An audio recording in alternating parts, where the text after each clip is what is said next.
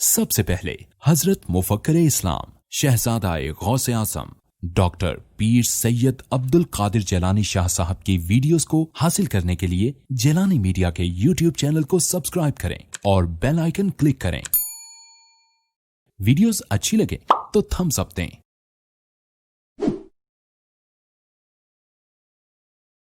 اس موقع پر غور طلب امر یہ ہے کہ جو امام عالی مقام کی شہادت ہے وہ اس رخ سے قابل بحث ہے کہ کیا وہ ایک شخص کا قتل ہے، ایک عام مسلمان کا قتل ہے، ایک صحابی کا قتل ہے، ایک سید کا قتل ہے، دوشے رسول کے شاہ سوار کا قتل ہے۔ فرق ہے۔ جتنا انٹینسٹی اس میں بڑھتی جائے گی تو حکم میں شدت پیدا ہوتی جائے گی۔ مثال کے طور پر دنیا میں لوگوں نے اونٹنیاں کتنی ماری ہوں گی، لیکن کسی اونٹنی پر کسی قوم پر عذاب آیا؟ صالح علیہ السلام کی اونٹنی فَأَقَرُوهَا جمع کا صیغہ ہے جناب۔ رب نے کہا ہے، کیوں میں چالان کر رہا ہوں یزید کی پوری آرمی کو؟ فَأَقَرُوهَا دھیان کر رہے ہیں آپ؟ جی۔ اس وقت بچے لوئر جو لا پڑھ رہے ہیں، لا پڑھ چکے ہیں، ڈگری مل چکی ہے، ڈگری ملنے والی، وہ بیٹھے ہوئے ہیں۔ ایک کیس میں جو آدمی بیٹھا ہوا ہے دمشق اور واقعہ ہو رہا ہے کربلا میں اس کیس میں اس کو چالان کر رہا ہوں، اور آرمی میں مارنے والے 3 آدمیوں کے نام لیے، باقی کے نام نہیں لیے، اس میں چالان ان کو کیوں کر رہا ہوں؟ قرآن کی رولنگ پیش کر رہا ہوں۔ صالح علیہ السلام کی اونٹنی ہے، اس کو جو قتل کرنے والا بندہ ہے اس کا نام قدار بن صالف ہے۔ اگرچہ بعض نے قیدار لکھا ہے لیکن اس کی تحقیق کی ہے امام نصفی نے، وہ کہتے ہیں قدار بن صالف ہے۔ قدار بن صالف نے اس اونٹنی کو شہید کیا ہے، جو حلیہ میں ابھی آپ کو بتا چکا ہوں ابن جوزی کا اسی حلیہ کا آدمی ہوئے۔ قد ناٹا، سر موٹا، گردن باریک اور چھوٹی، رنگ کالا، آنکھیں بلی۔ یہ شمر کا حلیہ ہے۔ ہاں، رنگ کالا تھا، کالے رنگ میں بلی آنکھیں، بڑا خوفناک چیز ہے۔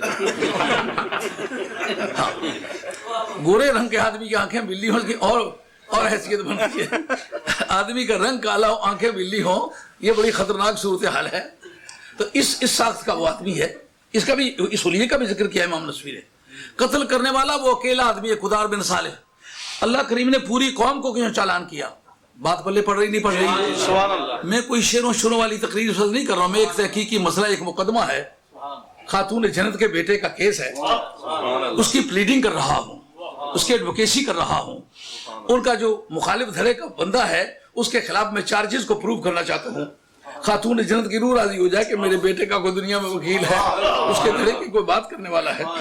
میں اس وقت کربلا میں یزید کی طرف سے شرکائے جنگ جو تھے ان کو چالان کر رہا ہوں، جنہوں نے حضرت امام حسین کے ساتھ قتل کے ارادے سے تلواریں اٹھائی تھیں۔ میں کہتا ہوں جو ان کی سزا ہے ان 3 آدمیوں کو وہی باقیوں کی سزا ہے، جو ان کا حکم ہے باقیوں کو وہی ہے۔ کیوں کہہ رہا ہوں؟ قدار بن صالف کی رولنگ پیش کر رہا ہوں۔ قرآن کہتا ہے فَأَقَرُوهَا مارنے والا بالاتفاق۔ مفسرین میں ایک آدمی ایسا نہیں ہے جو یہ کہے کہ قدار بن صالف کے سوا بھی کسی نے وہ اونٹنی ماری ہے۔ اونٹنی مارنے والا صرف وہ قدار بن صالف ہے، لیکن قرآن کہتا ہے اقروا، ان سبھی نے ماری، ان سبھی نے ماری۔ کیوں؟ کہا وہ سبھی ذہنی طور پر خوش تھے، مارے، ہم تمہاری دیکھ بھال کریں گے، لو اللہ کا نام مار ڈالو اونٹنی۔ قرآن کہتا ہے فَأَقَرُوهَا ان سب نے مل کے ماری۔ مارنے والا ایک ہے، معلومہ جس جرم کے ارتکاب میں قوم کھڑی ہے، وہ دیکھ رہی ہے، وہ روکنے کی پابند ہے۔ مَن رَآ مِنکم مُنکرًا فَلْیُغَیِّرْهُ بِیَدِهِ فَإِن لَّمْ یَسْتَطِعْ فَبِلِسَانِهِ فَإِن لَّمْ یَسْتَطِعْ فَبِقَلْبِهِ فَذَلِکَ أَضْعَفُ الْایمان۔ جو آدمی کسی بدی کو دیکھے چاہیے کہ اس کو ہاتھ سے روکے، اگر ہاتھ سے نہیں روک سکتا تو زبان سے تو برا کہے۔ یزید کے ساتھ لڑ نہیں سکتا، یزید کو لعنت تو بھیج دے۔ یہ جنہوں نے کہا نہیں بھیجنے میں، چپ رہنے میں کوئی مذاکرہ نہیں، یہ تمہاری ماں کی عزت پہ حملہ ہوا ہوتا پھر دیکھتے تم کیسے رہتے۔ یہ حسین پر حملہ ہوا ہے اس لیے تمہیں سستا نظر آ رہا ہے۔ یہ خاتون جنت سے پوچھو، خاتون جنت یہ تیرے بیٹے کی گردن اڑ رہی ہے، بتا تیری کیا رائے ہے؟ جس نے خاتون جنت کا ہاتھ پکڑ کے پرے کر دیا کہ میرے حسین کی انگلی کھینچو گے زخمی ہو جائے، میری داڑھی کو درد ہونے دو، میں جانوں اور حسین جانے۔ سرکار اپنی زبان مبارک نکال کے امام حسین کے منہ میں ڈالی۔ بچے کی عادت ہے سرخ چیز دیکھے اس کو پکڑتا ہے، جو سرکار نے جو ہی زبان نکالی تو حضرت امام حسین نے داڑھی چھوڑ دی, زبان کو پکڑنے کی ٹرائی کی. تو نبی کریم علیہ الصلوۃ والسلام تو امام حسین کی انگلی کو چوٹ پہنچاتے وقت اپنی داڑھی کو قربان کریں, حسین کی انگلی کو قربان نہ کریں. کہاں کا کلمہ تم نے پڑھا ہوا ہے؟ قرآن کہتا فَأَقَرُوهَا فَدَمْدَمَ عَلَيْهِمْ رَبُّهُمْ فَسَوَّاهَا. اللہ کریم نے پھر اس ایک قدار بن صالح کو سزا نہیں دی, بلکہ جتنے بھی اس قوم میں آباد تھے, صالح علیہ السلام کی پوری قوم, سب کو تباہ و برباد کر دیا. اس کا نام ہے کرمنل ابیٹمنٹ, اعانت مجرمانہ. خاموش رہنا ان کی ڈیوٹی تھی. قرآن مجید سے چند جگہوں سے اور رولنگ پیش کرتا ہوں. قرآن کہتا ہے لُعِنَ الَّذِينَ كَفَرُوا مِن بَنِي إِسْرَائِيلَ عَلَى لِسَانِ دَاوُودَ وَعِيسَى ابْنِ مَرْيَمَ ذَلِكَ بِمَا عَصَوْا وَكَانُوا يَعْتَدُونَ.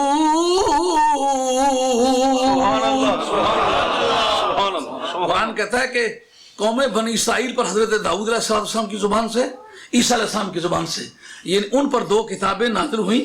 اس کا اسناد مجازن ان کی زبان کی طرف کیا ہے, یعنی ان دونوں کی کتابوں میں ان پر لعنت نازل کی گئی. اب خدا کیا سمجھتے, غیر تہذیبی قسم کا کام رب نے کیا. لعن الذین کفروا, تمہیں بہت صرفائی یزید کا, اس کے لیے لعنت کی رولنگ نہیں نکال لی ہے. رب کہتا ہم کہا تھا مچھلیاں مت پکڑو. مچھلیاں کوئی عزت والی چیز تو نہیں تھی نا, یہ تو عزت والے لوگ تھے جن کا ادب شرع ضروری تھا, جن کی تعظیم شرعن واجب تھی. اب کتاب اللہ نے اس کی عزت کو اور ان کی محبت کو واجب قرار دیا ہے, اور 5 نمازوں میں ان کا ذکر پاک یہ محبت کی بڑی علامت ہے. اس پر میں آیت کی رولنگ پیش کر رہا تھا کہ بنی اسرائیل کے 3 گروپ تھے. ایک مچھلیاں پکڑتے تھے, ایک مچھلیاں پکڑنے سے روکتے تھے, ایک نہ پکڑتے تھے نہ روکتے تھے. اور آپ نے کہا سر چھوڑوں گا انہیں جو نہ پکڑتے تھے نہ پکڑنے دیتے تھے. جو پکڑتے تھے وہ بھی مجرم ہیں, اور جو پکڑتے بھی نہیں تھے لیکن منع بھی نہیں کرتے تھے, ان کے منع نہ کرنے سے ان کا حوصلہ بلند ہوا ہے. اس لیے کرمنل ابیٹمنٹ اعانت مجرمانہ میں وہ بھی شریک ہیں. حسین تیرے شہادت میں جو لوگ شریک ہوئے وہ بھی کافر ہیں, اور اس کے ساتھ ساتھ جن لوگوں نے وہ تماشا دیکھا اور ان کا ہاتھ نہیں پکڑا وہ بھی کافر ہے. اس لیے کہ اعانت مجرمانہ میں